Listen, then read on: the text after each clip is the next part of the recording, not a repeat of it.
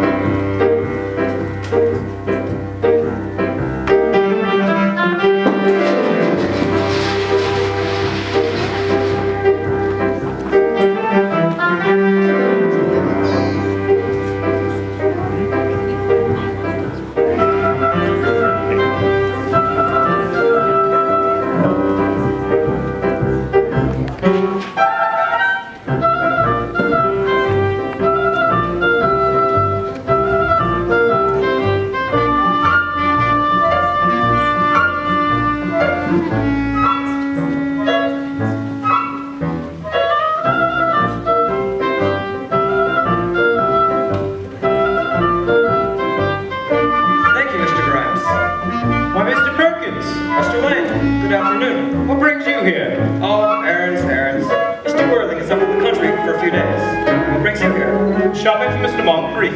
Lady Bracknell's going for tea today. Ah, and your daughter? Will Miss Fairfax be there also? Ah, well, yes she will. Mr. Worthing will be delighted to hear it. Of that I have no doubt. Mr. Smith, are these all the cucumbers you have? Just a moment. Excuse me, Mr. Perkins. I've just been telling that Mr. Worthing's bill to come to 54 pounds. Not that he's better and good, but if it ain't too much trouble, would you kindly bring it to his attention? I'll mention it to him, Mr. Grimes. Please do. Ah, yes, they'll do nicely, thank you. I say, is Mr. Moncrief aware that he's shading behind in his bill? Maybe sure I shall apprise him of the fact at my earliest opportunity. And Mr. Moncrief still owes me over 30 pounds for piano lessons. I never did learn to play accurately. He may not play accurately, anyone can play accurately, but he plays with wonderful expression.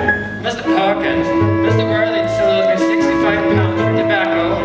I meant he is generous to a fault when it comes to cigars as well as friends. He doesn't care for himself. Mr. Worthing still owes me over 70 pounds for dancing lessons. Well, I say it's got to pretty pass for a gentleman who considers the thing not to pay his debts. Get away from her. I haven't seen a penny for 2 years. My dear fellows, we understand your position, believe me. But you owe it to Mr. Moncrief and Mr. Worthing to look at both sides of the coin. We ain't seen you start point for quite some time. We're likely to unite.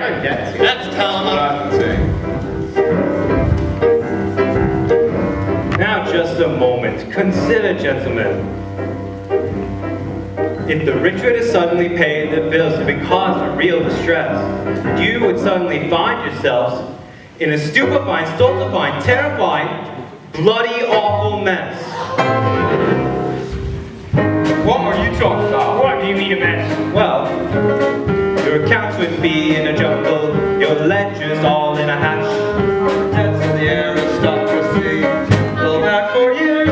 Our economy would crumble, and the Bank of England crash.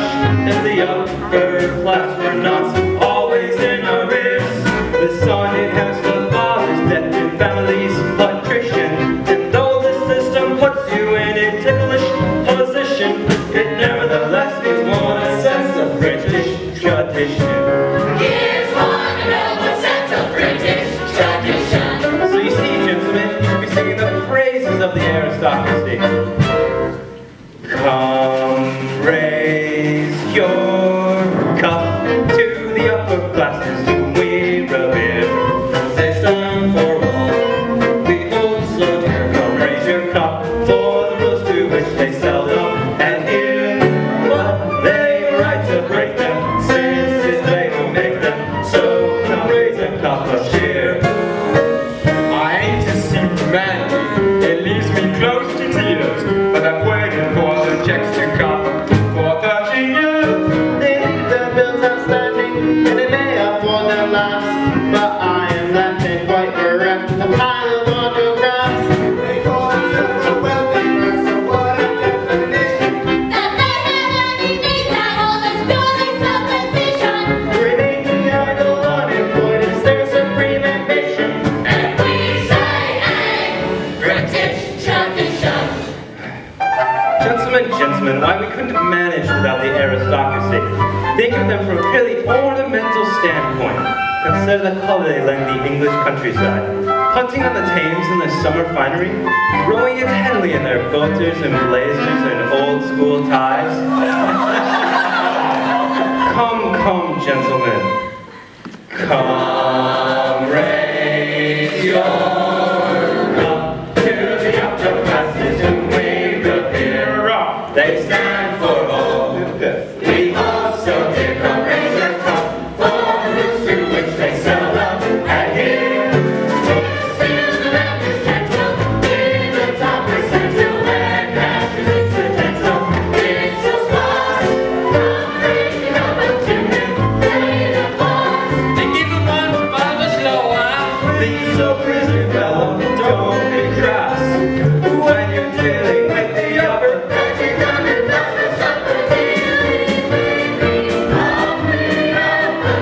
just put these on the bill, eh?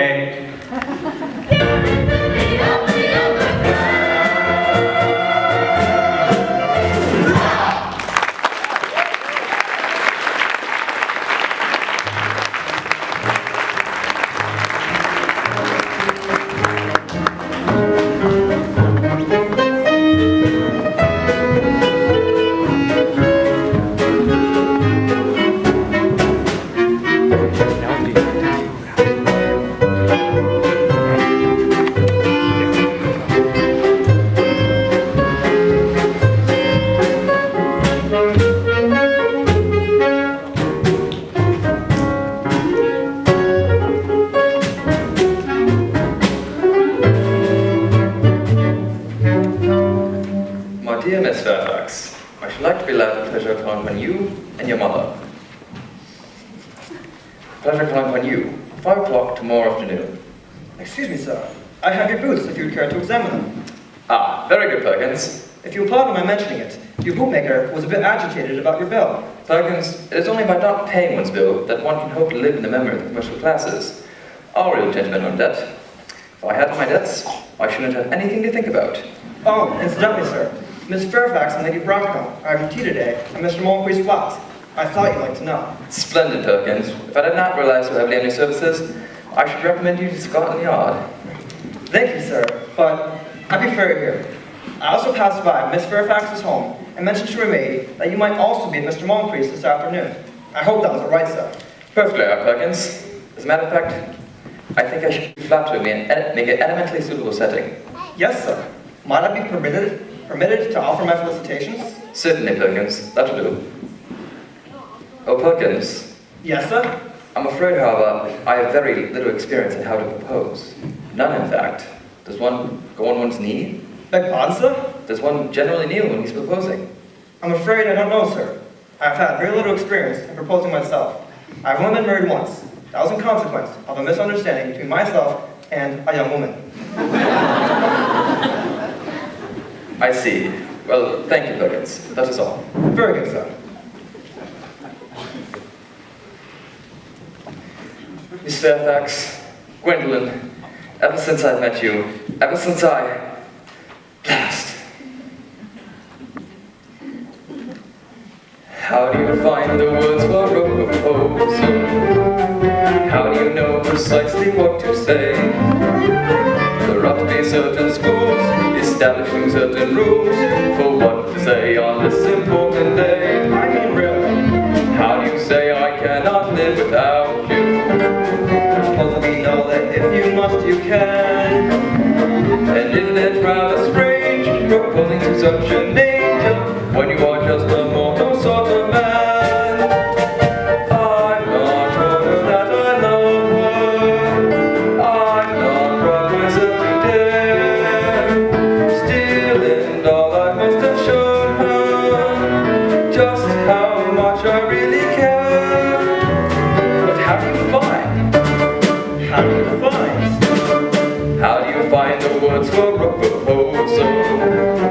How do you tell her all you're dreaming of? The wonderful things you share, the marvelous things you dare, the ones and the marvels found in love.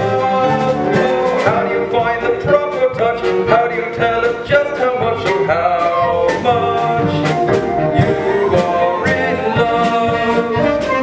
How? First you say, how do you do? And then you say, and how are you? You know she is fine, and she's looking divine, but formalities must be got through. Next you're expected to say, my, what a marvelous day. It is part of the game, and you do just the same. The sky were a hideous gray. Next you are left all alone, and there you will stand all alone. But how can you speak with your knees growing weak when you're drunk on the scent of cologne? Oh, how do you find the words for a proposal? Will you get inspiration from above? Oh, what you say and do? Oh, how do you muddle through? And how do you hide the simple fact that you're terribly shy and insecure, terribly nervous and unsure, but so much in love? Perkins.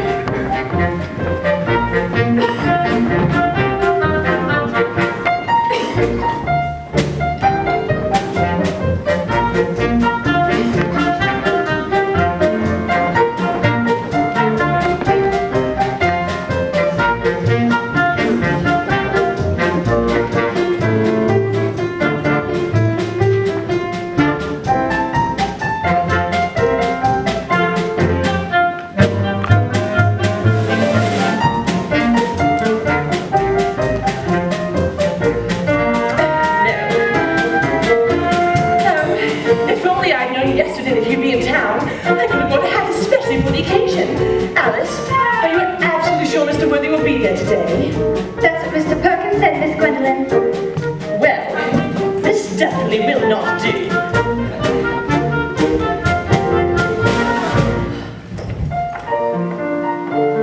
Was it love at first sight with you and Mr. Worthy, miss? No, it was not love at first sight, but love at the end of the season, which is so much more satisfactory.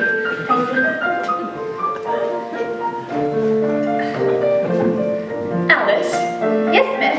when it comes to fashion, remember, be as pretty as possible. That is the best fashion there is, and the only fashion that England succeeds in setting. Yes, miss. Alice, what do you suppose is the first thing a man notices about a woman? The hat. Precisely. The hat, the proper hat is absolutely vital. To win the heart of someone with the proper wealth or title. A hat can overwhelm a man and frighten him away. A fetching hat can fetch a man and make him want to stay. The hat can make the shyest gentleman feel daring. For he sees the hat and it matters not what else the lady's wearing. The diamond's fame is right through town, the absolutely flat. But people would have looked at her if she had worn a hat. There isn't a single hat here in which I should care to become engaged. It's a marvel to me, Miss Gwendolyn, how you can be so sure Mr. Worthy will propose this very afternoon. Are you quite certain? Oh yes, for one thing, bachelors are not fashionable anymore. Besides, he very nearly proposed to me last time we met. Unfortunately, Mamma has a way of entering a room that I've often had to speak to her about. Well, this certainly won't do. It makes me look like an absolute gorgon.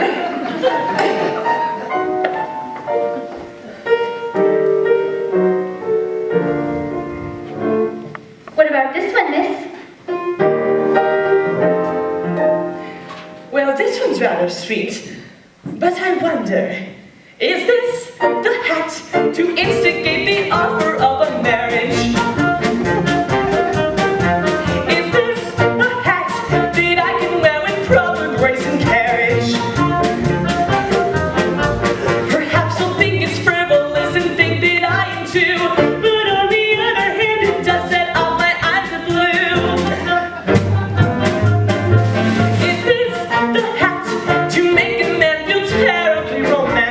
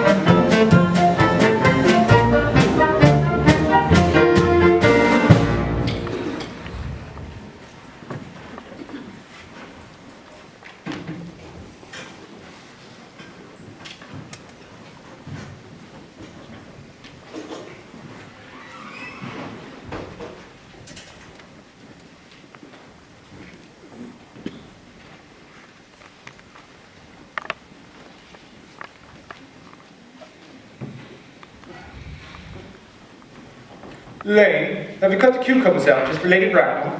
Oh, yes, sir.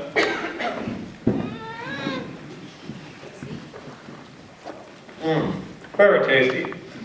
Is it not appallingly that to remain in the best of society, one must feed people, amuse people, or shock people? Yes, sir. Quite appalling. To be in society is merely a bore, but to be out of it is simply a tragedy. At least that's what Antigas has been telling me for nearly 25 years. Quite so, sir. Excuse me, sir.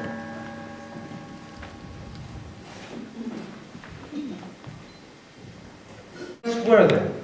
How are you, my dear Ernest? What brings you up to town? Pleasure, Jake, pleasure. What else should bring one anywhere? Eating as usual, I see. I believe it is customary in good society that one should take some slight refreshment at 5 o'clock. Where have you been since Thursday? In the country. What on earth do you do there? When one is in town, one amuses oneself. When one is in the country, one amuses his neighbors. Got nice neighbours, your Potter Shropshire? Perfectly horrid. Never speak to one of them. How immensely you must amuse them. By the way, Shropshire is your county, is it not? Shropshire. Yes, of course. Hello. Why are these cups? Why the cucumber sandwiches? Why such reckless extravagance when one so young? Who's coming to tea? Only Aunt Augusta and Gwendolyn. How perfectly delightful. Yes, but I'm afraid Aunt Augusta won't quite approve of your being here. May I ask why? My dear fellow, the way you flirt with Gwendolyn is perfectly disgraceful. It's almost as bad as the way Gwendolyn flirts with you. I'm in love with Gwendolyn, and I've come up to town expressly to propose to her. I thought you had come for pleasure. I call that business. Oh, utterly unromantic, your Algy. I really don't see anything romantic in proposing. It's romantic to be in love, but there's nothing romantic about a definite proposal. Why, one may be accepted. One usually is, I believe. Then the excitement is all over. The very essence of romance is uncertainty. If I ever get married, I will certainly try to forget the fact. Please, don't touch the cucumber sandwiches. I ordered them especially for Aunt Augusta. We've been eating them all the time. That is quite a different matter. Choose my aunt. Have some bread and butter. The bread and butter is for Gwendolyn. Gwendolyn is devoted to bread and butter. And very good bread and butter it is too. Well, you need not eat as if you were going to eat at all. You behave as if you were married already. You are not married already, and I don't think you ever will be. Why on earth do you say that? Well, in the first place, girls never marry the men they flirt with. That is nonsense. In the second place, I don't give my consent. Your consent? My dear fellow, Gwendolyn is my first cousin, and before I allow you to marry her, you'll have to clear up the whole question of Cecily. Cecily? What on earth do you mean? I don't know anyone of the name of Cecily. Then how do you account for this card case you left last time you dined here? From little Cecily, with a fondest... Algy, it's a very unentertaining thing to read someone's private card case. Oh, it is perfectly absurd to have a hard and fast rule about what one should read and what one shouldn't. More than half of modern culture depends on what one shouldn't read. Will you give me back my card case? This isn't your card case. This card case is a present from someone of the name of Cecily. And you said you don't know anyone of that name. Well, if you must know, Cecily has been an aunt. You have an aunt? Yes, charming old lady she is too. Lives in Tunbridge Wells. Just give it back to me, Algy. But why does your aunt call herself Little Cecily? My dear boy, some aunts are tall, some aunts are not tall. That is surely a matter I should be able to decide for herself. Yes, but why does your aunt call you her uncle? From little Cecily, with a fondest love to her dear Uncle Jack. There is no objection, I admit, to an aunt being a small aunt, no matter what her size. She call her own nephew her uncle. Besides, your name isn't Jack, it's Ernest. It isn't Ernest. It's Jack. You have always told me it was Ernest. I've introduced you to everyone as Ernest. You answer to the name of Ernest. You look as if your name is Ernest. You're the most earnest-looking person I ever saw in my life. It is perfectly absurd saying your name isn't Ernest. It's on your cards. Here's one of them. Mr. Ernest Worthing, B4 the Albany. I'll keep this as proof if you ever try to deny it to me, or to Gwendolyn, or to anyone else. Well, it is Ernest. In town. And Jack in the country. And the card case was given to me in the country. Ah, I've always suspected you of being a confirmed and secret bumbriest. I'm quite sure of it now. Bumbriest? What on earth is a bumbriest? I'll tell you as soon as you inform me why you're Ernest in town and Jack in the country. We'll produce my card case first. Here it is. Now produce your explanation and pray make it improbable. There's nothing improbable about my explanation at all. The old Mr. Thomas Cardew, who adopted me when I was a young boy, made me in his will guardian to his granddaughter, Miss Cecily Cardew. Cecily, who addresses me as her uncle, from motives of respect that you can't possibly appreciate, lives in my place in the country, under charge of her admirable governess, Miss Prism. Where is that place in the country, by the way? That is nothing to you, dear boy. You're not going to be invited. I can tell you quite candidly that the place is not in Shropshire. Ah, I have bum-breed all over Shropshire on 2 separate occasions. Now go on. Why are you Ernest in town and Jack in the country? When one is a guardian, one has to adopt a very high moral tone. And as a high moral tone can hardly be said to conduce much to one's health or one's happiness. In order to get up to town, I always have to pretend to have a brother of the name of Ernest, who lives in Albany and gets into the most dreadful scrapes. I've come up to town to rescue him.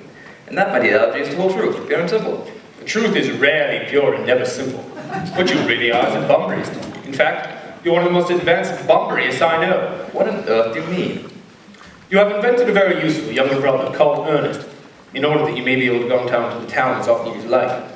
I have invented an invaluable permanent invalid called Bunbury, whom I pretend to visit, that I may be able to go down to the country as often as I choose. Bunbury. It's extraordinary, that hell. Is absolutely indispensable.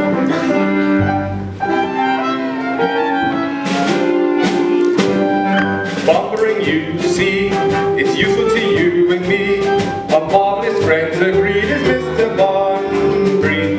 When cities have lost their charm, and invalid friends along, calls to a Shropshire farm to Mr. Bunbury. When I'm there, enjoying wine and cheese, my life is one of these, I do just as I please.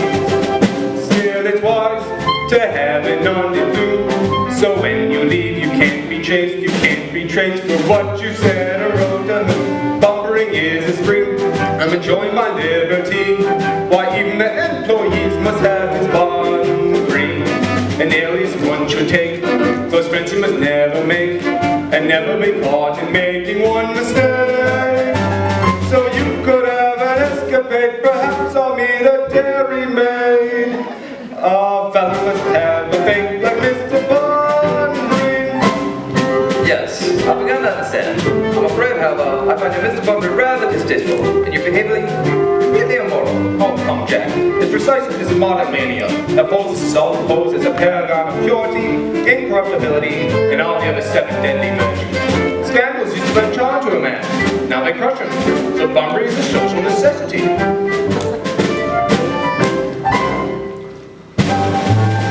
When in town, my life is not my own, And Augusta's on the throne. a Bunbury is a must. It's parade, Besides, it's rather fun. cause books are banned and nothing's read and nothing's said, but nearly everything is done. Fellows can have a log, in the country or in the park. You're never left in the dark with Mr. Bunbury. Whenever I need him most, my invalid friend in host is sure to pretend he's giving up the ghost. So you can have an escapade and maybe meet a dairymaid. And you could have an episode with London ladies Alamo. We are a hearty toast to Mr. Bunbury.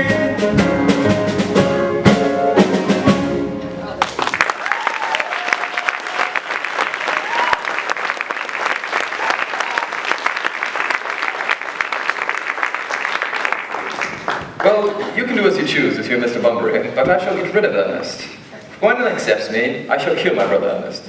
Indeed, I shall kill him in any case. Cecily's getting a little much interested in him. It'd be wise we did the same with you, Mr. Bunbury.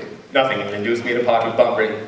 If you ever get married, which still seems to be extremely problematic, you'll be very glad to know him. Nonsense. If I marry a charming girl like Gwendolyn, I certainly won't want to know Bunbury. Then your wife will. You don't seem to realize in married life, 3 is company and 2 is none. Don't try to be cynical. It's perfectly easy to be cynical. It isn't easy to be anything nowadays. There's such a lot of beastly competition about. Ah, that must be Aunt Augusta. Only relatives or creditors have a ring in that Wagnerian mouth. Lady Bracknell and Miss Fairfax. Good afternoon, Algernon. I hope you're behaving very well. I'm feeling very well, Aunt Augusta. That's not quite the same thing. In fact, the two things rarely go together. Dear me, you are smart. I am always smart. Am I not, Mr. Worthing? You're quite perfect, Miss Fairfax. I hope I'm not that. It would leave no room for development, and I intend to develop in many directions. I am sorry if you're a little late, Algernon, but I was obliged to call the dear Lady Carberry. I hadn't been there since her poor husband's death. I never saw a woman so altered.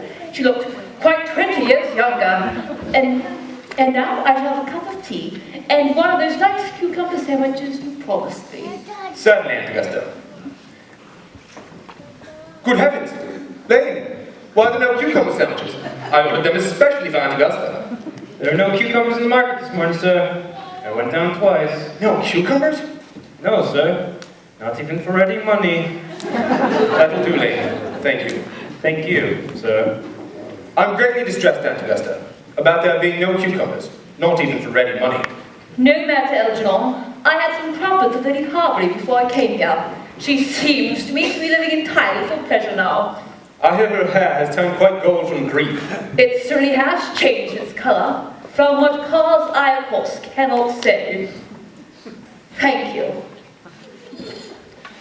I have quite the treat for you tonight, Algernon. I'm going to send you down to dinner with Mary Farquhar. I'm afraid, Aunt Augusta, I'll have to give up the pleasure of dining with you tonight. I've just had a telegram that my poor friend Bunbury is very ill again. They seem to think I should be with him. Well, I must say, I think it is high time that Mr. Bunbury made up his mind whether he was going to live or die. This shilly-shally with the question is absurd. I should be much obliged if you'd be kind enough to ask Mr. Bunbury from me not to have a relapse on Saturday, for I rely you to arrange my music for me. I'll speak to him, Aunt Augusta, if he is still conscious, which I think I can promise you he'll be perfectly all right. Now, if you'll kindly come to the music room, I'll go over the program I've drawn up with for you. Thank you, Algernon. It is very thoughtful of you. I am sure the program will be delightful after a few expurgations. French songs I cannot possibly allow. People always seem to think that they are improper, and either look shocked, which is vulgar, or laugh, which is worse. But German sounds a thoroughly respectable language, and indeed, I believe is so. Gwendolyn, you will accompany me. Certainly, Mamma. Charming days with Miss Fairfax. Pray, don't talk to me about the weather, Mr. Worthing. Whenever people talk to me about the weather, I always feel quite certain that they mean something else. I do mean something else. I thought so. In fact, I'm never wrong. I would like to take advantage of Lady Brackner's temporary absence. I would certainly advise you to do so. Gwendolyn, ever since I've met you, I've admired you more than any other girl I've ever met. Since I've met you. Yes, I am aware of the fact. And for me, you've always had the irresistible mention that he had a friend called Ernest. I knew I was destined to love you. You really love me, Gwendolyn. Passionately. Darling, you don't know how happy you've made me. When can we be married? Married, Mr. Worthing. Well, surely. You know that I love you. And you've led me to believe, Miss Fairfax, you aren't absolutely indifferent to me. I adore you, but you haven't proposed to me yet. Nothing at all has been said about marriage. The subject has not even been touched on.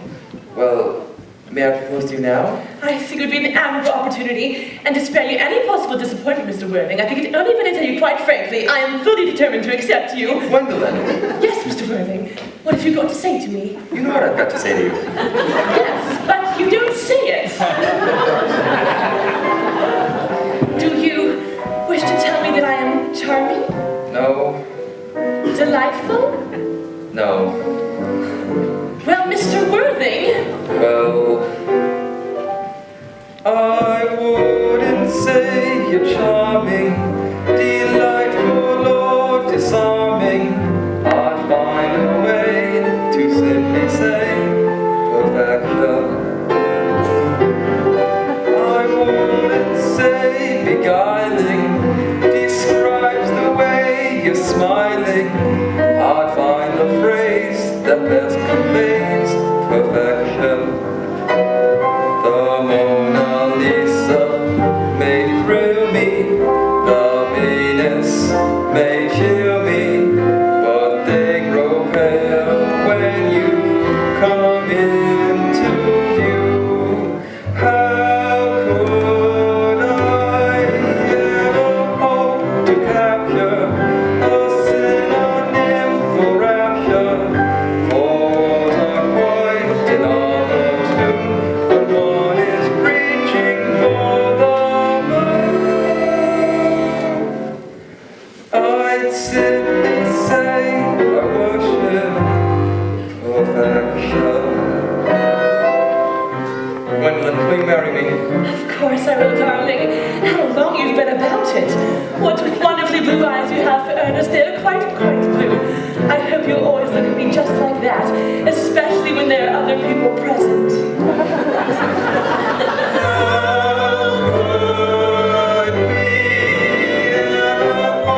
To capture a synonym for rapture, for words are quite inopportune, and one is reaching for the moon.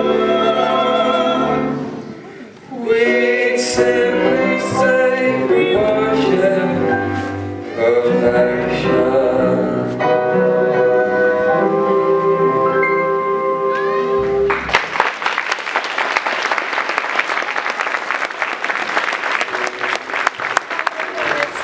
Darling, you must not laugh at me, but it has always been an ideal of mine to love someone of the name of Ernest. There is something in the name that inspires absolute confidence. Well, you don't really say that you couldn't love me if the name was Ernest. But it is Ernest.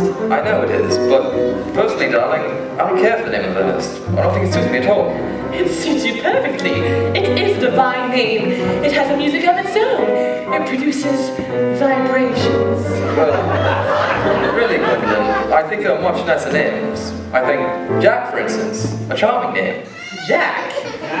No, there is very little music in the name Jack. It does not thrill. It produces no vibrations. I have known several Jacks, and they all without excuse are more than usually plain.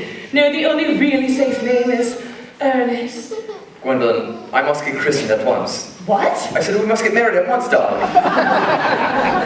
Mr. Worthing, rise up in this semi-recumbent posture. It is most indecorous. Mamma, I must beg you to retire. This is no place for you. Besides, Mr. Worthing is not quite finished yet. Finished what, may I ask?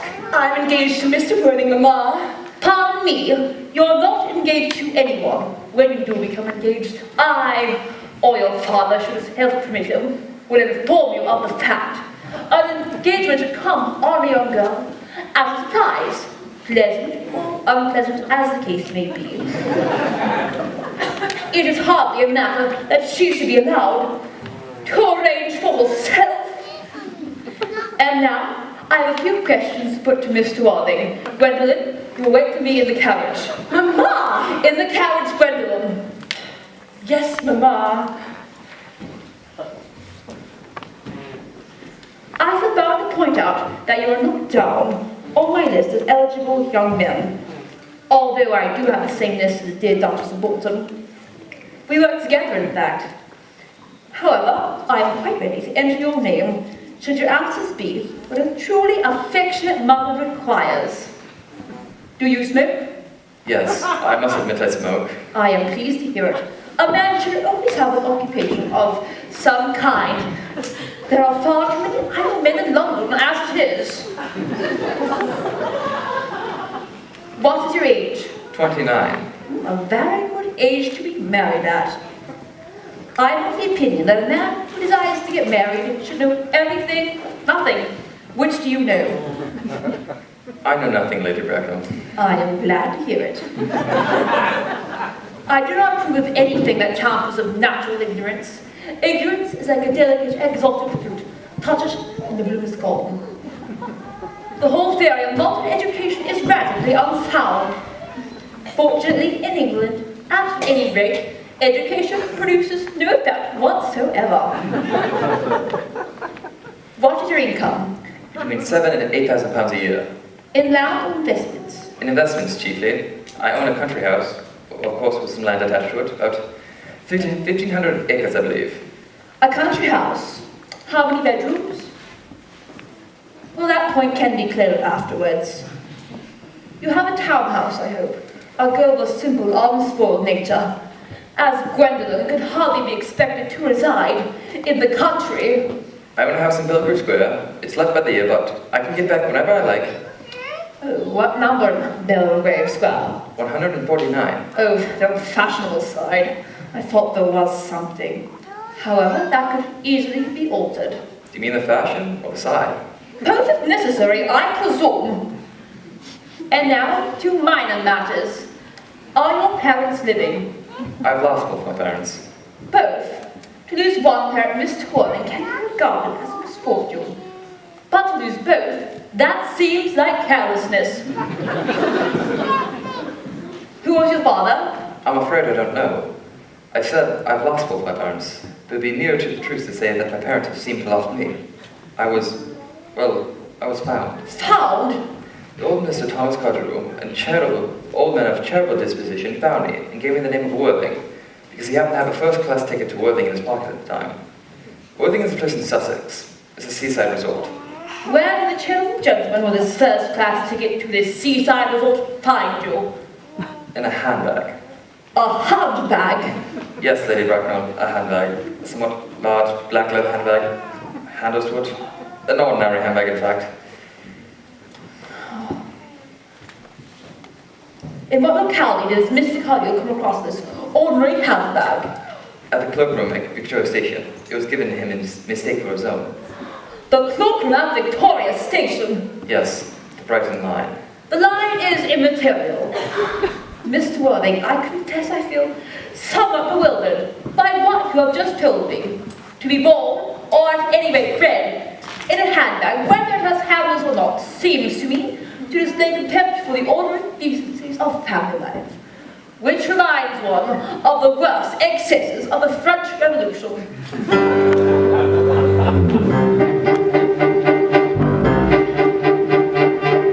Your rounded, tumbled origin of Thomas is shocking, appalling, is horrid, and a cloakroom, I am told, is rather dominous, concealing adventures quite torrid.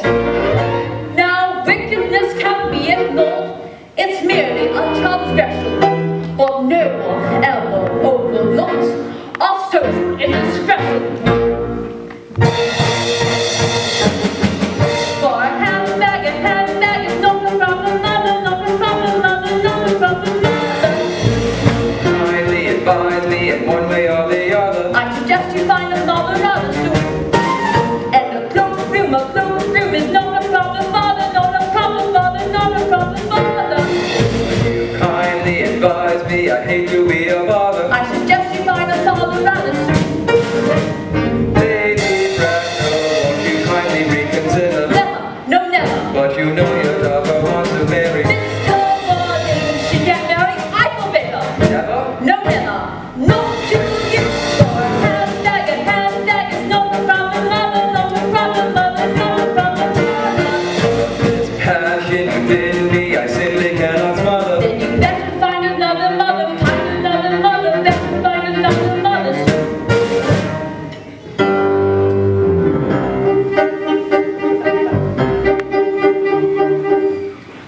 I'd welcome to my bosom any bachelor whose family was highly regarded. But I cannot let my daughter wed a satchel or a parcel that someone discarded. Your background in a railway stop shows a disregard for propriety and can hardly be regarded as the basis for a recognized position in society. Your handbag is not a problem, mother, not a problem, mother, not a problem, mother. Would it help if I told you I have a younger brother? I say younger brothers really are a fool. And a cloakroom is not a problem, mother, not a problem, mother, not a problem, mother. Mother or father, now which is it you'd rather? Says a criminal with sex to you. Lady Bracknell, aren't you being rather frigid? Rigid, not I, sir. You could surely bend your rules a little. Where my daughter is concerned, I must be rigid. I am a mother, first and last. And I tell you a handbag is not a problem, mother, not a problem, mother, not a problem, mother. But this passion within me, I simply cannot smother. Then you better find another mother, find another father, or at any rate a parent rather soon.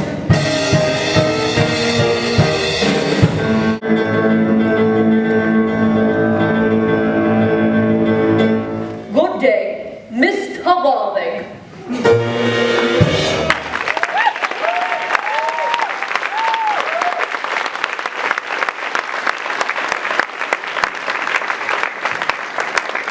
I believe that sakes, don't hum that ghastly tune. Didn't it go off all right, old boy?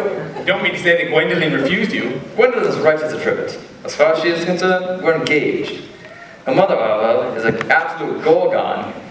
Algie, you don't think there's any chance of Gwendolyn becoming like her mother in about 150 years, do you? All women become like their mothers. That is a tragedy. No man does. That is his. By the way, did you tell Gwendolyn the truth about your being Ernest in town and Jack in the country? Oh, by the end of the week I shall get rid of Ernest. How do you propose to do that? Our poor brother Ernest will be carried off from Paris by severe chill. I thought you said Miss Gradue was a little too interested in your brother Ernest. Won't she feel his loss? Oh, Cecily's not a silly romantic girl. I'm happy to say she has a capital appetite, goes for long walks and pays no attention at all to her studies. I'd rather like to see Cecily. I'll make very good care that you never do. She's excessively pretty and only just 18. Have you told Gwendolyn you have an excessively pretty ward who's only just 18? Oh, Cecily and Gwendolyn are certain to be great friends. Half an hour after they've met, they'll call each other sisters. Women only do that when they call each other a lot of other things first. Miss Fairfax. Gwendolyn, upon my word. Algie, kindly turn your back. I have something very particular to say to Mr. Worthing. My own boy. Ernest, we may never be married. From the expression on Mamma's face, I fear we never shall. But although she may prevent us from becoming man and wife, and I may marry someone else and marry often, nothing that you can possibly do can alter my eternal devotion to you. Dear Gwendolyn. Your town address I have. What is your address in the country? The Manor House, Wellington, Hertfordshire. I will communicate with you daily. My own one. Algie, you may turn round now. Thanks, I've turned round already. Give me the carriage. Certainly.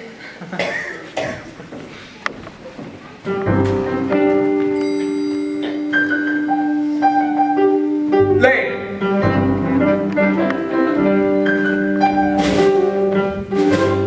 What's that? Laundry things, sir. We are going bumbering, are we not, sir? Yes, as a matter of fact, we are. You may leave a message with the doorman. But should he have to contact us, our address will be Careworthing, the Manor House, Wilton, Hertfordshire. Very good, sir. And after you are done packing my things, you may come up and help me for bumbering. Of course, sir. A bumbering we go.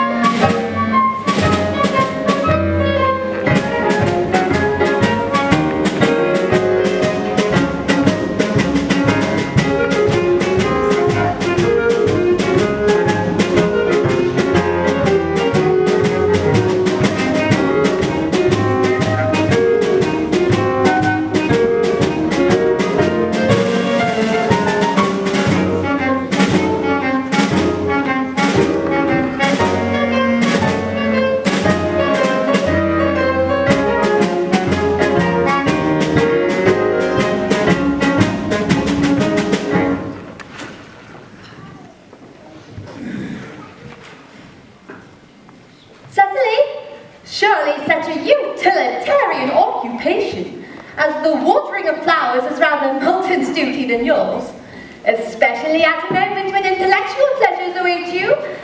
Your German grammar is on the table. Pray, open it at page 15.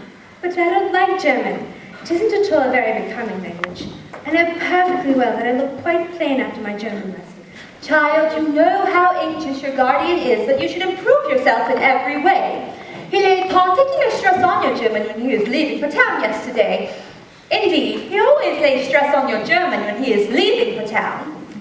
Dear Uncle Jack is so dreadfully serious. Cecily, Mr. Worthing has many troubles in his life. Idle merriment and triviality would be out of place in his conversation. You must remember his constant anxiety about that unfortunate young man, his brother. I wish Uncle Jack could allow that unfortunate young man, his brother, to come down here sometime. We might have a good influence over him. I'm sure you certainly would, for you know German and geology, and things of that kind influence a young man very much. I do not think that even I can produce any effect on a character that, according to his own brother's admission, is irretrievably weak and vacillating. Indeed, I do not think that I have designed to reclaim him. I am not in favor of this modern mania for turning bad people into good people at a moment's notice. As a man sows, so let him reap. You must put away your diary, Cecily. I really don't see why you should keep a diary at all. I keep a diary in order to enter the wonderful secrets of my life. It is my answer to the 3-volume novel. Indeed, it is vastly more exciting than most 3-volume novels. Do not speak slightingly of the 3-volume novel, Cecily. I wrote one myself in earlier days. Did you really, Miss Prism? How wonderfully clever you are. I hope it did not end happily. I do not like novels that end happily. They depress me so much. The good ended happily, the bad unhappily. That is what fiction means. I suppose so. But it seems very unfair. Was your novel ever published? Alas, no. The manuscript was, unfortunately, abandoned. I use the word in the sense of lost or mislaid. To your work, child. These speculations are profitless. The Reverend Dr. Chasuble. And how are we this afternoon? Dr. Chasuble, this is indeed a pleasure. Miss Prism you are, I trust well. Miss Prism has just been complaining of a slight headache. I think it would do her so much good to have a short stroll in the park with you. Cecily, I have not mentioned anything about a headache. No idea, Miss Prism. I knew that. I felt it instinctively. Indeed, I was thinking about that, and not my German lesson when the rector came in. Cecily, I trust you're not the detective. Your guardian, Mr. Worthing, I suppose, has not returned from town yet. We do not expect him until Monday afternoon. Ah, yes. He usually likes to spend his Sunday in London. He is not one of those whose sole aim is enjoyment. As by all accounts, an unfortunate young man, his brother seems to be. But I must not disturb Egeria and Occupal any longer. Egeria? My name's Letitia, Doctor. A classical allusion drawn from the pagan authors. I shall see you both, no doubt, in evening, sir. I think, dear Doctor, I will have a stroll with you. I find I have a headache after all, and a walk might do it good. With pleasure, Miss Prism. With pleasure. We might go as far as the schools embark. That would be delightful. Cecily, you'll read your political economy in my absence. The chapter on the fall of the rupee you may omit. It is somewhat too sensational. Horrid political economy, horrid geography, horrid German. Mr. Ernest Worthing has just arrived from the station, miss. He has brought his luggage with him. Mr. Ernest Worthing, before the opening. Uncle Jack's wicked younger brother. You had better tell Mr. Ernest Worthing to come out here. And Effie, you had better talk to the housekeeper about a room for him. Yes, miss. I've never met any really wicked person before. I feel rather frightened. I'm so afraid he'll look just like everyone else. I hope he looks so devilish that I almost faint away. I hope he makes himself at home, not asking if I may. I wonder if he's 10 feet tall, with shoulders I can't spare. But most of all, I wonder if he is a wicked man. I never know a wicked man. For every dream, a noble man.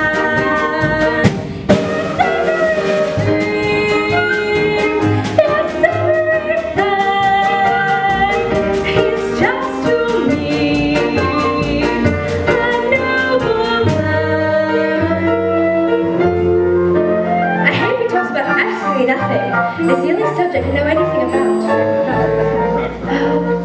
I hope he likes to travel. I hope he owns a Roman villa and a French chateau, and has a yearly income of £1,000,000 or so. And yet he must live simply, yes, as only rich men can. But most of all, I wonder if he is a wicked man. I never know a wicked man, for every dream's a noble man. Yes, every dream, yes, every plan, he's just to me a noble man. I hope he gets the most awful scripts and insists on telling them at dinner parties. Miss Prism says a man who can dominate the London dinner table can dominate the world. I hope he's most experienced and that his past has been so widely fascinating it would turn toward one green for each blue-blooded English girl since England first began. Just to meet a truly noble man. I never know a wicked man, for every dream's a noble man. Yes, every dream, yes, every plan, he's just to me a noble man. I love thee,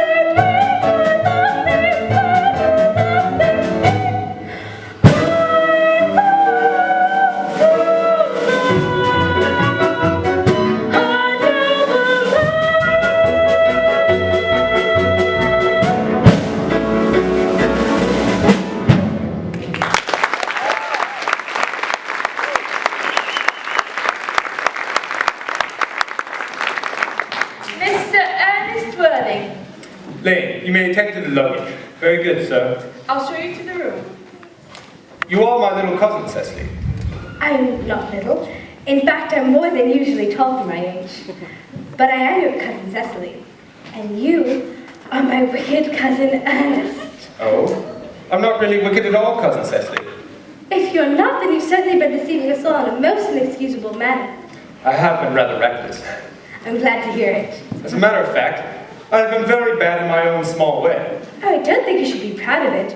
Though it must have been very pleasant. I thought you might reform me, cousin Cecily. I'm afraid I've not the time this afternoon. Then would you mind my reforming myself? That is rather quixotic of you, but I think you should try. I will. I feel better already. You're looking a little worse. That is because I'm hungry. How thoughtless in me. I should have remembered that when one is going to lead an entirely new life, one requires regular and wholesome meals. Would you come into the house? Thank you. Why'd I have a buttonhole first? I never have any appetite unless I have a buttonhole first. Martial Niel? I'd sooner have a pink rose. Why? Because you will like the pink rose, cousin Cecily. Oh, I don't think it can be right for you to talk to me like that. Miss Prism never says such things to me. And Miss Prism is a short-sighted old lady. You're the prettiest girl I ever saw. Miss Prism says all good looks are a snare. They're a snare that any sensible man would like to be caught in. I don't think I would like to catch a sensible man. I should know what to talk to him about. But doctor, everyone needs companionship. Oh dear, it's Miss Prism. I haven't even looked at my political economy yet. Come, Ernest, quickly. I am a celibate, madam. The present is way of practicing the primitive church was distinctly against matrimony. That is obviously the reason why the primitive church has not lasted up to the present day. Oh dear, I see Cecily has left her studies. I'm afraid she's not an enthusiastic pupil. That is strange. Were I fortunate enough to be your pupil, I should hail one of your lips. I spoke metaphorically. My metaphor was drawn from the knees. I quite understand. Dear doctor, I fear you are too much don't seem to realize that, by persistently remaining single, a man converts himself into a permanent public temptation. Men should be careful. This very celibacy leads weaker vessels astray. Metaphorically speaking, I mean. But is a man not equally attractive when married? No married man is ever attractive. Except, of course, to his wife. And often, I am told, not even to her. That depends upon the experience of a woman. Maturity can be depended upon. Does the flower in full bloom? Botanically speaking, I mean. You understand my metaphor? Oh, quite. Maturity can be attractive. Its ripeness is readily seen. Though young women may be more active, you will find they are terribly green, incurably green, unendurably green. I must say, I never heard her quite that way. I merely mean, metaphorically speaking, young girls are green. You merely mean, horticulturally speaking, the green. Yes, doctor. And then more was drawn from fruit, no doubt. Precisely. I was thinking of the apple. I marvel, dear doctor, at your powers to resist all forms of temptation. Ah, but as a doctor, I must. I value my high reputation among women is faultlessly clean. To the ladies of my congregation, I'm a pillar on which they may lean. It's only routine on the clerical scene. Forgive me, doctor, I misunderstood your meaning for a moment. I merely mean, metaphorically speaking, on me they lean. You merely mean, architecturally speaking, they lean. Precisely, a metaphor was taken from the Tower of Pisa. Ah, but in time, even the sturdiest monument will topple.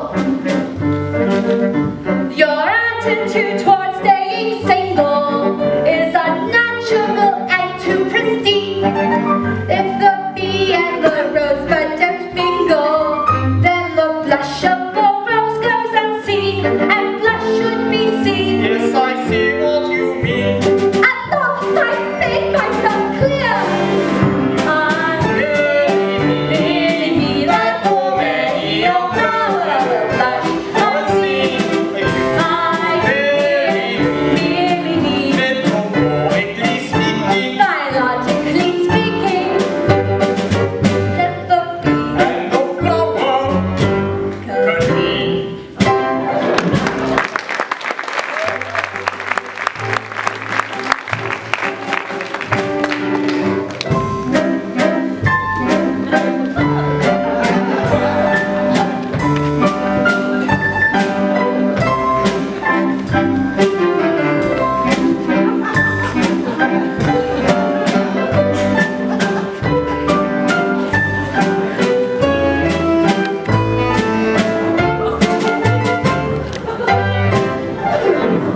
I beg your pardon. This is indeed a surprise. We did not look for you until Monday afternoon. I returned sooner than I expected. Dear Mr. Worthing, I trust this gap of woe does not betoken some terrible calamity. My brother, More shameful debts and extravagance. Still leading his life of pleasure. dead. Your brother Ernest, dead? Yes, quite dead. Severe chill. What a lesson for him. I trust he will profit by it. Charity, dear Miss Prism, charity. None of us is perfect. I myself am peculiarly susceptible to drafts. Will the interment take place here? No, he seemed to express a desire to be buried in Paris. In Paris? No, for that hardly points to a very serious state of mind in the lost. You would no doubt wish me to make some slight allusion to this tragic domestic affliction in next Sunday's service. Speaking of services, I suppose you know how to christen, all right? I mean, you are continually christening, aren't you? It is, I regret to say, one of the rector's most constant duties. I have often spoken to the poorer classes on the subject, but they don't seem to know what thrift is. Is there any particular infant in whom you are interested, Mr. Worthing? Your brother was, I believe, Unmarried? Men who live entirely for pleasure usually are. No, the fact is, I'd like to be christened myself this afternoon. But surely you've been christened already? I don't remember anything about it. You don't think I'm too old, do you? I've been told, perhaps. But if I can suit you. Perfectly. Uncle Jack, I'm so pleased to see you come back. But what horrid clothes you have. My child!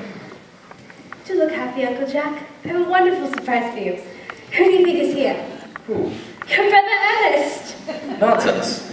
I haven't got a brother. Don't say that. No matter how badly he may have behaved to you in the past, he's still your brother. I'll tell him to come out. These are very joyous tidings! After we had all been resigned to his loss, his sudden return seems to be peculiarly distressing. My brother in the dining room? I don't know what it all means. I think it's perfectly absurd. Good heavens! A miraculous recovery indeed! Brother John, I've come to tell you that I'm very sorry for the trouble I've given you, and I intend to lead a better life in the future. Uncle Jack, you're not going to refuse your own brother's hand. Nothing will induce me to take his hand. I think his coming here is perfectly disgraceful. He knows exactly why. Uncle Jack, do be nice. There's much good in everyone. Ernest has just been telling me of his poor invalid friend, Mr. Bunbury, whom he goes to visit so often. Surely there must be much good in one who leaves the pleasures of London to sit by the bed of pain. I'll not have him speak to you about Bunbury or anything else. It's enough to drive one perfectly frantic. I must say I expected a somewhat more enthusiastic welcome, especially considering it's the first time I've come here. Uncle Jack, if you don't shake his hand, I will never forgive you. Never forgive me? Never, never, never. This is the last time I'll ever do so. How do you do? How do you do? It is pleasant, is it not, to see so perfect a reunion? I think we might lead these two brothers together. Oh, certainly, you will come with us. Certainly, Miss Chisholm. My task of reconciliation is over. Algy, you young scoundrel. You've got to leave this place at once. I don't allow any bumbering here. Excuse me, sir. I put your things in the room next to Mr. Worthing, sir. What things? The luggage, sir. 3 portmanteaus, a dressing case, 2 hat boxes, and a large luncheon basket. I'm afraid I can only stay a week this time. Better bring Miss Moncrief's luggage back downstairs again, Lane. He's been suddenly called back into town. Just wait on the terrace, Lane. Very good, sir. What a fearful liar you are, Jack. I haven't been called back to town at all. Your duty as a gentleman calls you back. My duty as a gentleman has never interfered with my pleasures in the slightest degree. What's more, Cecily is a darling. Not to speak of Miss Cardew that way. I don't like it. Well, I don't like your clothes. And it's perfectly ridiculous to be in the deep mourning for a man who's staying with you for a whole week as a guest. You're not staying with me as a whole week as a guest, or anything else. You're leaving by the 4:05 train. If you insist on my leaving, I shall wire Gwendolyn to come down here instantly. Then we will see how she feels about your being Ernest in town and Jack in the country. If you wire Gwendolyn, I'll expose you and your Mr. Bunbury to my ward. But I won't leave so long as you're in mourning. It would be most unfriendly. Well, will you go if I change my clothes? Yes, if you're not too long. I never saw anyone take... It's better than being always overdressed as you are. If I'm occasionally a little overdressed, I'll make up for it by being immensely overeducated.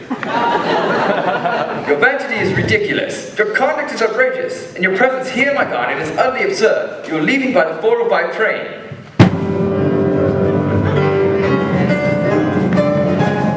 The 4:05.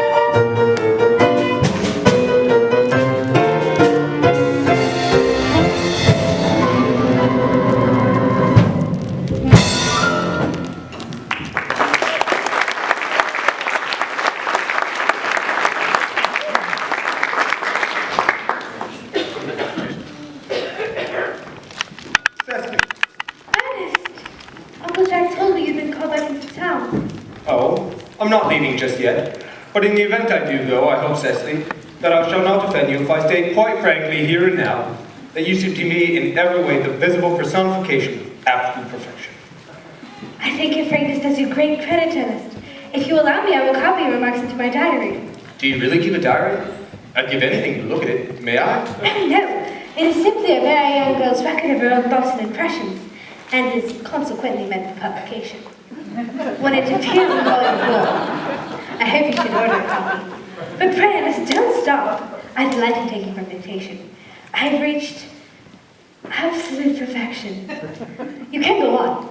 I'm quite ready for more. Oh, must you write it down? Of course.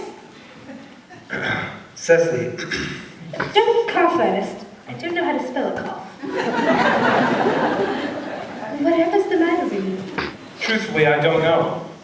All my life, I've been so glib, full of dazzling repartee, full of sparkling synonyms, that is, until today. For when I dare to think of you, all my metaphors get mixed. But when I dare to look at you, I stand here, silently transfixed. Lost in your stare, I'm lost as any fool can tell how I need you beside me, how I need you to gently guide me. Lost when you smile, and time says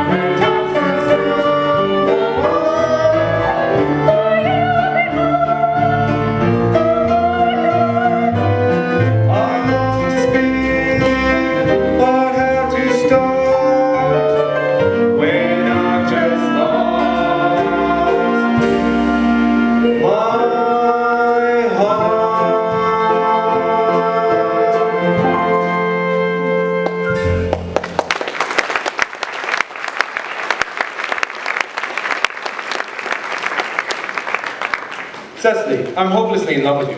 Hopelessly doesn't seem to make much sense, does it? Cecily, you will marry me, won't you? Of course, silly. Why, we've been engaged for the last 3 months. But how did we become engaged? Well, ever since Uncle Jack had confessed he had a wicked younger brother, you formed the chief topic of conversation between Miss Prism and I. And of course, the man who was talked about is always very attractive. I dare say it was foolish of me, but I fell in love with you, Ernest. Darling. Here's the ring I bought and promised you I'd always wear. Did I give this to you? It's very pretty. Yes, you have wonderfully good taste. It's the excuse I've always given for you leading such a bad life. And here's the box in which I keep all the letters you wrote me. My letters? But my dear sweet Cecily, I have never written you any letters. You hardly need remind me of that. I remember only too well that I was forced to write your letters for you. Oh, do let me read them. I couldn't possibly. It would make you far too conceited. The 3 which you wrote to me after I had broken off our engagement were so beautiful and so badly spelled that even now I can hardly read them without crying a little. But why was our engagement broken off? It hardly would have been a real engagement if it hadn't been broken off at least once. But I forgave you before the week was out. What a perfect angel you are, Cecily. You're a romantic boy. I hope your hair curls naturally. Does it? Yes, with a little help from others. Cecily, you'll never break off our engagement again, will you? I don't think I could now that I've actually met you. Besides, there is the question of your name. Oh, my name? You mustn't laugh at me, darling, but it's always been a girlish dream of mine to love someone whose name was Ernest. There is something inspires absolute confidence. But my dear sweet child, do you mean to say that if I had some other name, you couldn't love me? But what name? Oh, any name you like. Algernon, for instance. But I don't like the name Algernon. But my dear, sweet, loving little darling, I don't really see why you should object to the name of Algernon. I think it's a rather aristocratic name. Half the chaps that get into bankruptcy are called Algernon. Cecily, if my name was Algie, couldn't you love me? I might respect you, Ernest. I might admire your character, but I fear I should not be able to give you my undivided attention. Cecily, your rector here is thoroughly experienced in the ceremonials of the church. Yes. I must see him at once on the most important christening. I mean, on the most important business. Wait for me here. I'll be back in no time. What an impetuous boy he is. I must enter his proposal to my diary at once. A Miss Fairfax has arrived to see a Mr. Worthing, miss. On very important business, she says. Isn't Mr. Worthing in his library? No, miss. He went over in the direction of the rectory some time ago. Ask that lady to come out here. And Worthing, you may serve the tea. Yes, miss. Miss Fairfax, one of the good elderly women associated with my uncle in some of his philanthropic work in London, I suppose. I don't quite like women who are interested in philanthropic work. I think it is so forward of them. Miss Fairfax. Pray, allow me to introduce myself to you. My name is Cecily Cardew. Cecily Cardew, what a very sweet name. I may call you Cecily, may I not? With pleasure. And you will always call me Gwendolyn, won't you? If you wish. Then that is all quite settled, is it not? I hope so. Cecily, I must confess that Mamma, whose views on education are remarkably strict, has brought me up to be extremely short-sighted. It is part of her system. So do you mind if I look at you through my glasses? Certainly not. I'm very fond of being looked at. So am I. Something tells me we're going to be great friends. I like you already more than I can say. My very first impression of people is never wrong. No? No. My very first impression is always right. And I confess your sweet expression won me on sight. You see, from Liverpool to Glasgow, I'm quite a threat, for I can spot the worst imposter through my lorgnette. A lady can always tell another, reading in very ugly shows. The earmarks, according to my a teacup, a neatly smothered hiccup. Yes, my very first impression is most correct. And since no sign of indiscretion do I detect, you may be my friend here, and you may call me Gwen here. For my very first impression shows great insight. It's bright, what's more, it's right. I've never wanted by my cognac. I know a lady anywhere. She's far more Victorian than Edwardian. For her manner is stilted, her nose is slightly tilted. Yes, my very first impression is most correct. And since no sign of indiscretion do I detect, You may be my friend dear. and you may call me Gwen, dear. For my very first impression is quite airtight. It's right, what's more, it's right.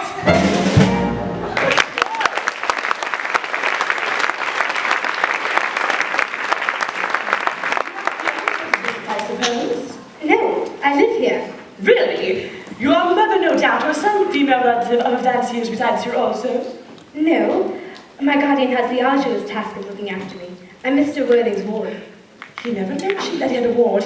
How secret of him. He grows more interesting hourly. I am not sure, however, that the news inspires me with feelings of unmixed delight.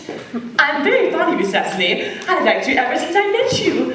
But now that I know you, Mr. Worthing's ward, I cannot help expressing a wish you were, well, just a little older, not quite so alluring. In fact, if I may speak candidly... Pray do so. I feel whenever anyone has anything unpleasant to say, one should always be quite candid. Well, to speak with perfect candor, Cecily, I wish you were fully 42 and more than usually plain for your age.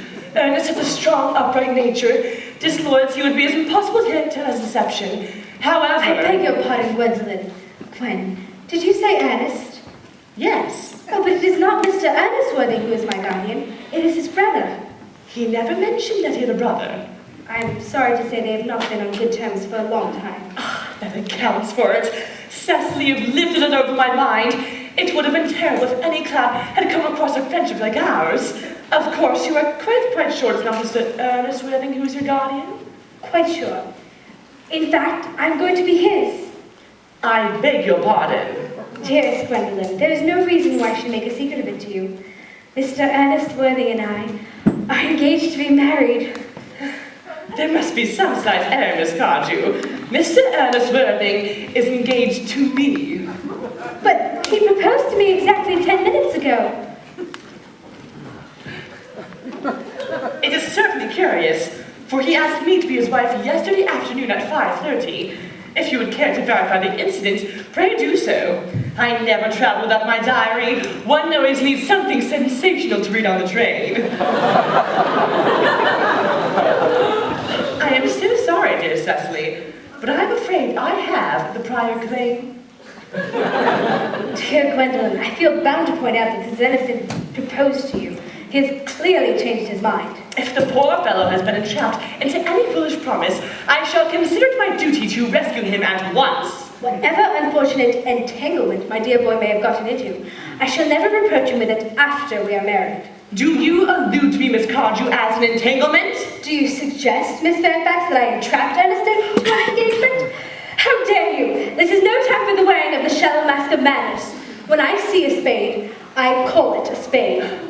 I am glad to say I have never seen a spade. Shall I lay tea here, as usual, miss? Yes, as usual.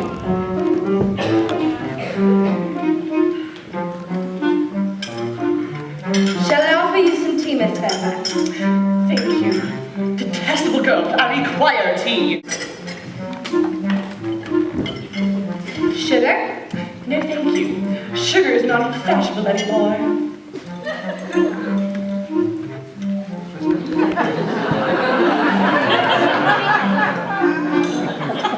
Muffins or bread and butter? Bread and butter, please. Muffins are rarely seen at the best houses nowadays.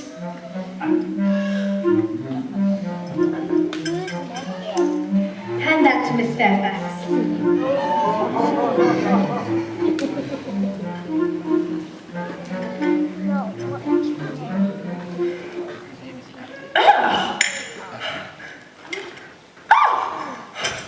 You have filled my tea with lumps of sugar, and though I asked distinctly for bread and butter, you have given me muffins! I am known for the sweetness of my nature, but I warn you that you may go too far. In a simple country nomenclature, you're priggish and wiggish and really rather piggish. Oh, my very first impression is always right, and I confess your sweet expression I loathe on sight. You see, from Liverpool to Leicester, I've not failed yet to spot the very first imposter through my lorgnette. Oh, I've read in the London daily papers that women somewhat advanced in years resort to the most outrageous capers. They all seem to fancy a young girl's fiancé. Oh, my very first impression is most correct, and every sign of indiscretion I now detect. I'll not be your friend, dear. Pray do not call me Gwendy. For my very first impression is quite airtight, But not too bright. it's erudite. What's more, it's right!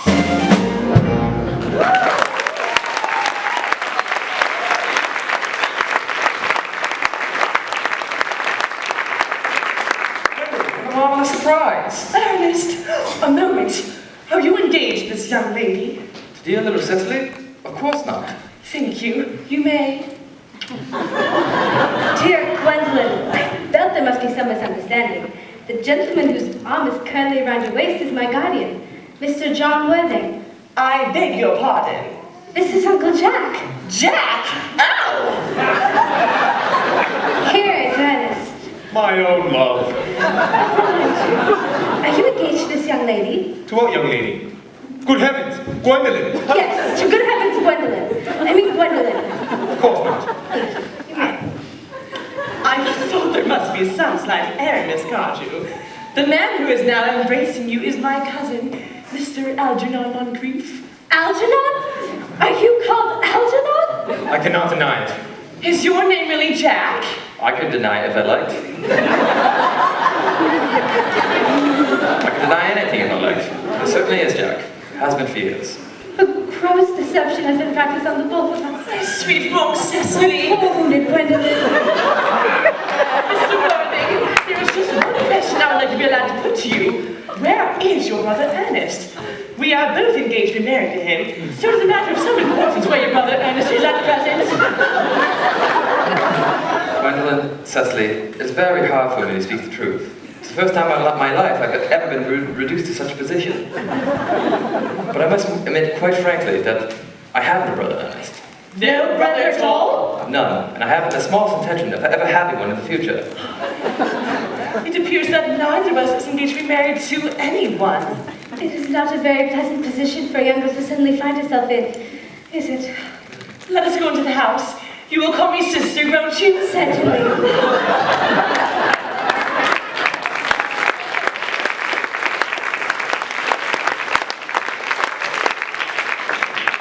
They said things to go bumbering, I suppose. Yes, a perfectly wonderful bumbery it is too. The most wonderful bumbery I've had my whole life. How you can come and sit there eating muffins, I can't make out. It's simple. I'm hungry. Can't you see we're in no real dilemma? You selfish lout. Well, eating consoles me. You could have a lumpet, but a bit of crumpet, and this butter tea will free your tensions and make you stout. Just look at your waistline. Well, from now on, my way, Mom. That's of course. My way you be, and I am forced to think And fight. I turn down everything, Sing. except for food and drink. Okay, Whatever shall we do? oh sweet, We've got to think this through. I love I wish you could take to eat, but you just eat. it helps. I wish you'd go. I'd rather stay. It's all very well for you to sit there eating, but when will forgive me? That's the question. Don't you down as the judge that question. I hope you get a case of indigestion. Nothing so interferes with my digestion. I've already told you to go. I don't want you here. Why don't you just go? I haven't quite finished my tea yet. Besides, there's still one muffin left.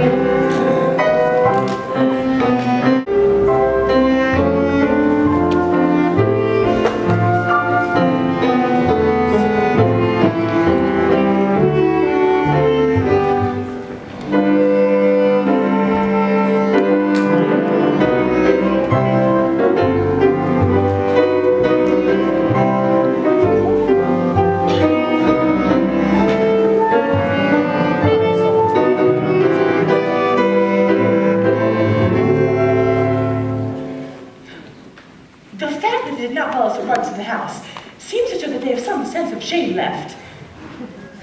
They're eating muffins. That looks like repentance. They're looking at us. What effrontery! They're approaching. That's very forward of them. Let us preserve a dignified silence. Certainly. It's the only thing to do now. This dignified silence seems to produce an unpleasant effect, but we will not be the first to speak. Certainly not. Mr. Worthing, I have something very particular to ask you. It must depend on your reply. Mr. Moncrief, kindly answer me the following question. Why did you pretend to be my guardian's brother? In order that I might have the opportunity of meeting you. That certainly seems a satisfactory explanation, does it not? Yes, dear, if you can believe him. I don't. But that does not affect the wonderful beauty of his reply. True, in matters of great importance, style, not sincerity, is the vital thing.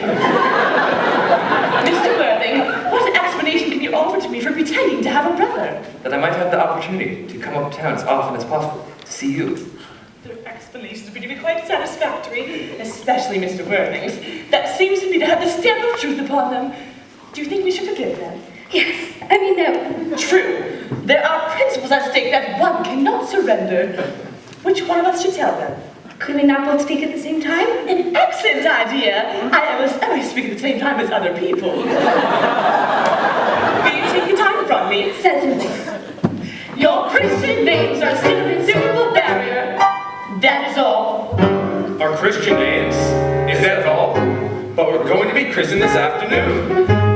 For my sake, you are prepared for this terrible thing. I am. To please me, you're ready to face this fearful ordeal? I am.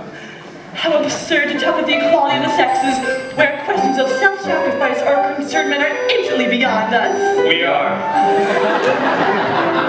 I had doubts, but I surely will crush them, for I know now that you are sincere. I had feared, but beside I will crush them, for I know your intentions are clear.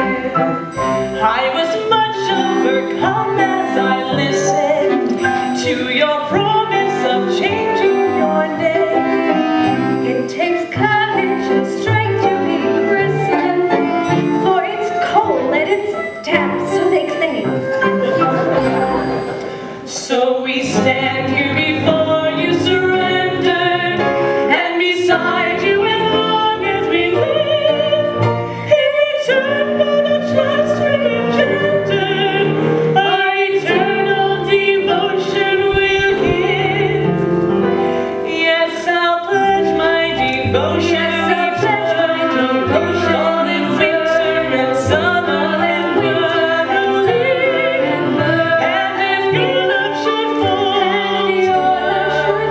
even never not all, even now my eternal devotion to you, my dear, my eternal devotion to you, my eternal devotion to you.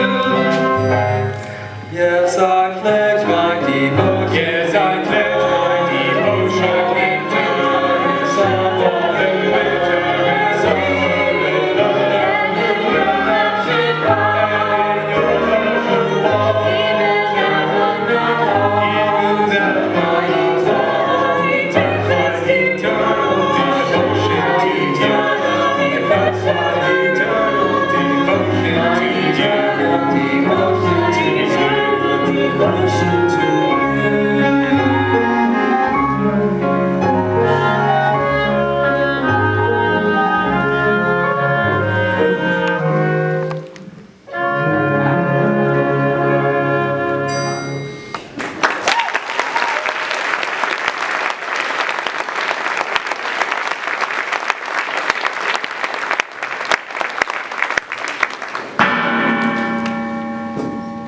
Lady Bracknell! Good heavens. Really, what does this mean? Really, I'm engaged to be married to Mr. Worthing, Mamma. Come here. Sit down immediately. Apprise her of my daughter's sudden flight by a trusty maid whose confidence by means of a small coin. I followed her at once by luggage train. Her unhappy father is, I am glad to say, under the impression that she is attending a more than usually lengthy lecture at the university. I do not propose to undeceive him. Indeed, I have never undeceived him on any question. I would consider it wrong. However, you will clearly understand that all communications between yourself and my daughter must cease immediately. From this moment, on this point, as indeed on all points, I am firm. I am engaged to be married to Gwendolyn, Lady Bracknell. You are nothing of the kind, sir. And now regards Algernon. Algernon, Yes, Angela. is this the house in which your invalid friend Mr. Bunbury resides? Oh, Bunbury doesn't live here. Bunbury is somewhere else at present. In fact, Bunbury is dead. Dead. His death must have been extremely sudden. What did he die of? Bunbury, oh, he was quite exploded. I mean, he was found out. I mean, the doctor found out that Bunbury could not live. So Bunbury died.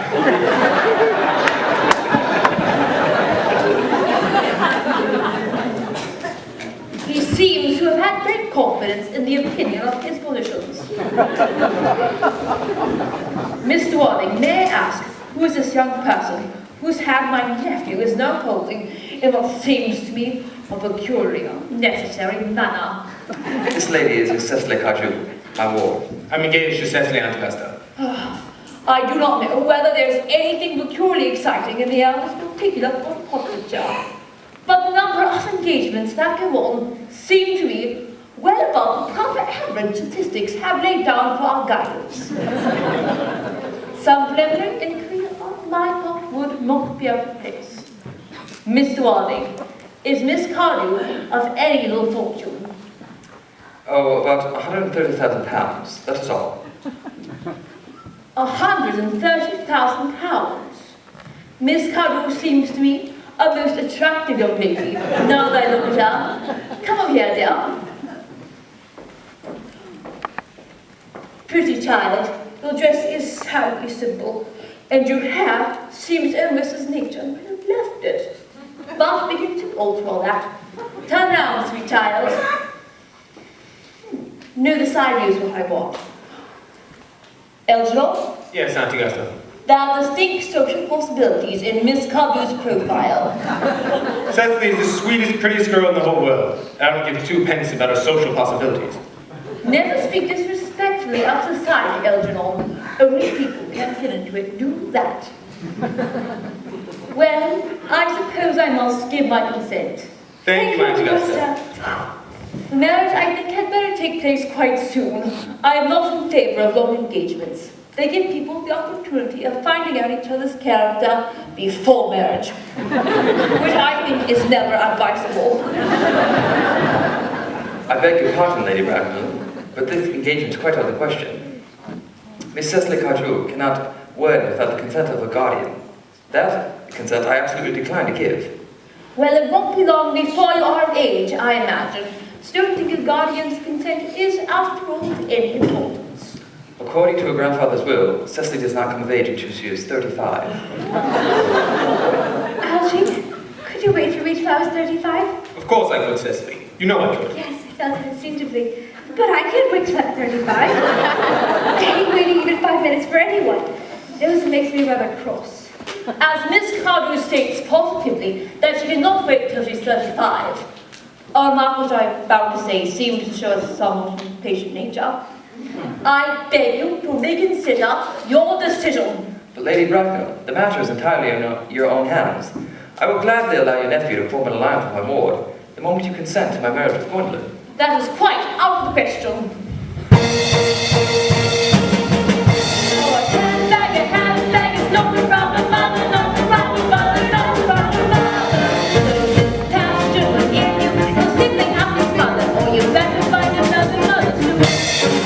And your no group is not the problem, mother, not the problem, mother, not the problem, mother. Kindly advise if we came to be a mother, I suggest we find a father rather soon. Lady Bracknell, he's so earnest and deserving. Mother, oh mother, can't you see it's he I want to marry? My decision is a folly, and her decision seems to be the handbag, not the proper mother, not the proper mother, not the proper mother. I suggest you find another mother, or a proper father, or at any rate a parent rather soon.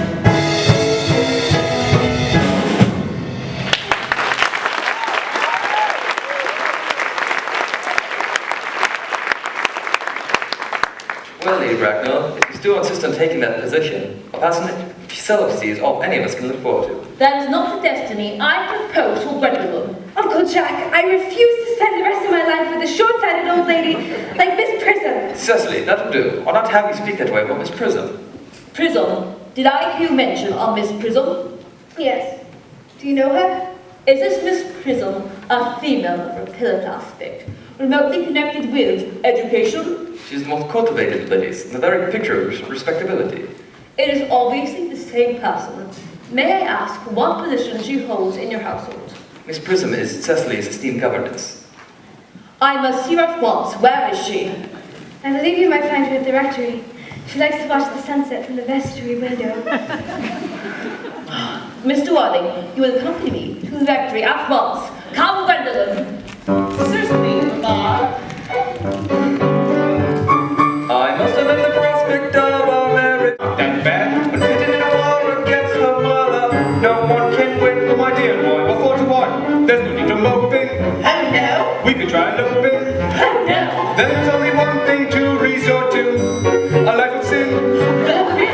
It's quite fashionable nowadays. Perfectly right. It's entirely out of the question. My own Will always someone else sweetheart. who isn't quite my choice. We must I'll carry in my heart not part. the memory of your voice, your smile, We cannot allow. your hair, It'll cause an awful row. your lips. We'll find a way somehow, we swear. Then tell us how Right now, this afternoon. that's awfully soon.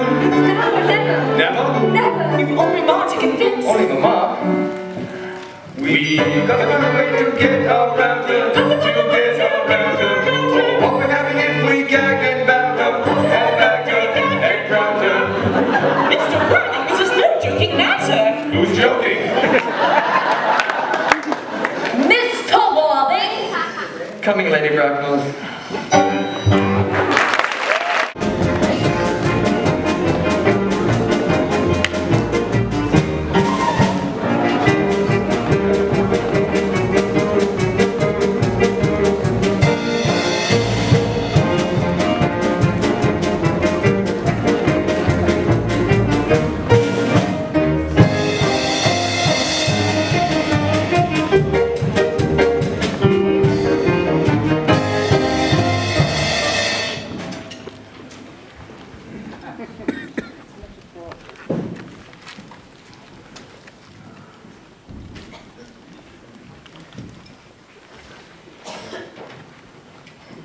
Go quickly, Letitia, and put the flowers on the altar. They are approaching. They are nigh.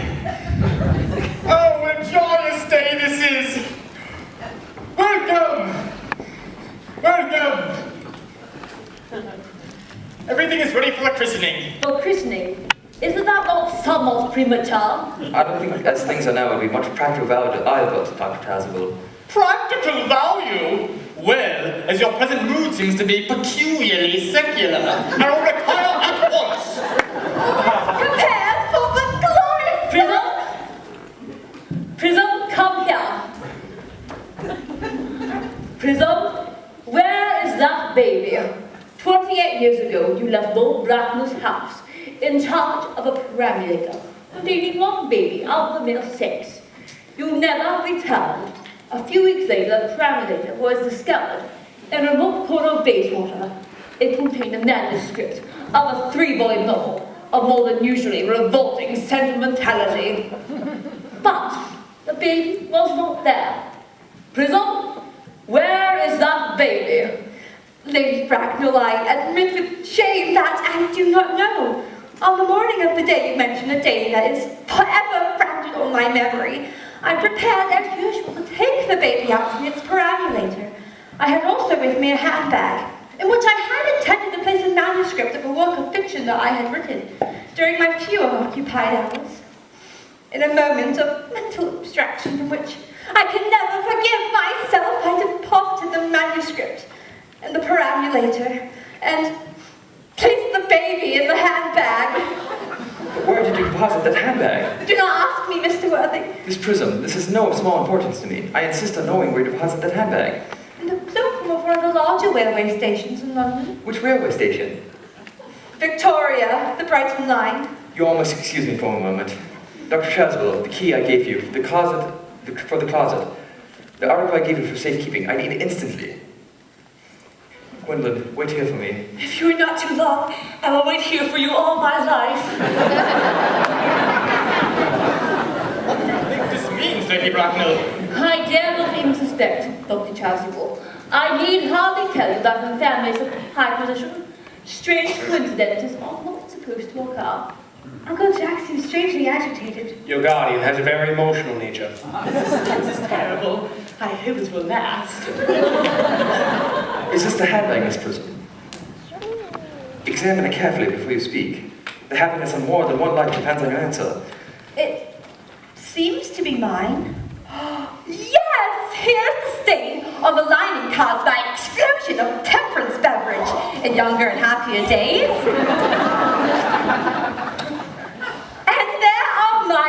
officials! The bag is undoubtedly mine. I am delighted to have it so unexpectedly restored to me. It has been a great inconvenience being without it all these years. Miss Prism, more was restored to you than this handbag. I was the baby who placed in it. You! Yes, Mother! Mr. Worthing, I am unmarried! I'm married. Mother, I forgive you. Mr. Worthing!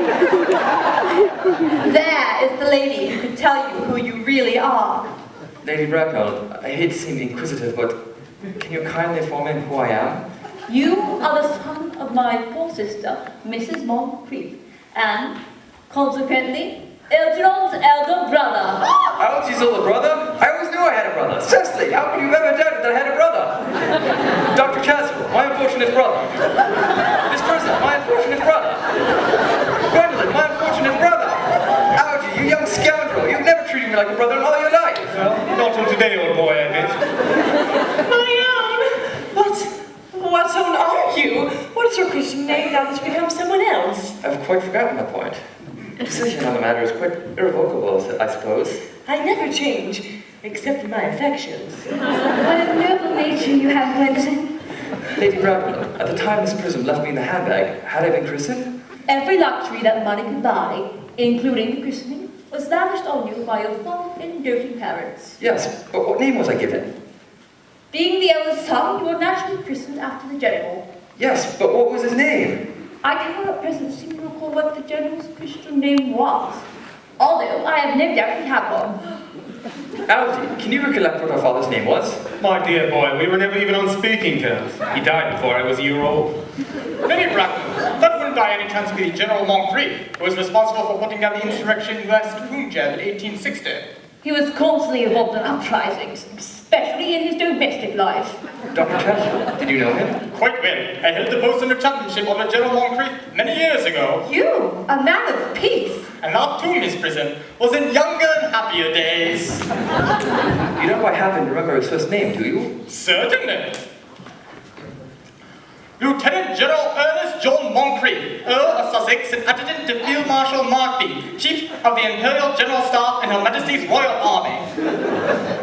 Ernest John. Gwendolyn, I always told you that my name was Ernest, didn't I? Yes, I remember now that the general was called Ernest. I knew I had some peculiar reason for disliking the name. Ernest, my own Ernest. I felt from the first you could have no other name. Gwendolyn, it's a terrible thing for a man to find all of his life he's been speaking nothing but the truth. Can you feel that? I can, for I feel you're sure to change. My own one. Letitia! Frederick, get lost! Cecily, at last. Ernest, at last. Gwendolyn, we have missed 5 if not 6 trains. To miss any more might expose us to commas on the platform. Come, Gwendolyn.